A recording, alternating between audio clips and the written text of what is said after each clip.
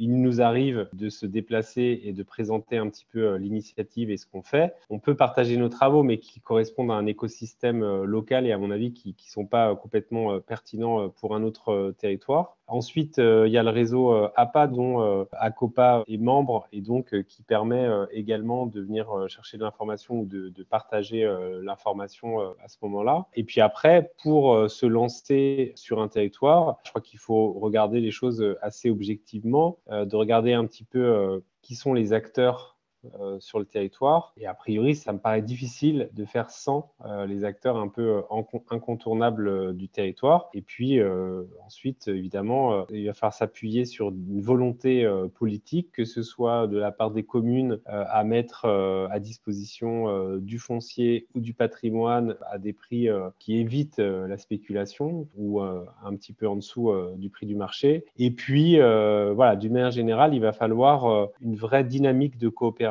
entre les acteurs, entre les élus, les citoyens, pour que ça fonctionne. Parce que voilà, quand on fait de l'habitat inclusif ou quand on est sur ce type de projet, on défriche, on essuie beaucoup les plâtres et s'il n'y a pas de volonté suffisamment portée de part et d'autre, on s'épuise assez rapidement et on peut aller vers l'échec. Aujourd'hui, on est quand même dans un contexte qui n'est pas simple. L'inflation, les coûts de l'énergie, les matériaux, enfin voilà, tout ça pour être sur des projets de construction, c'est compliqué. Les taux bancaires qui remontent, etc. Et c'est vrai que si, à un moment donné, il nous arrive non pas d'être découragés, mais voilà, de s'inquiéter quelque peu, eh bien, on a toujours un partenaire qui nous soutient pour nous réencourager, enfin pour nous remotiver. Et puis, à l'inverse, quand certains partenaires du projet se posent des questions, eh ben, on a aussi cette énergie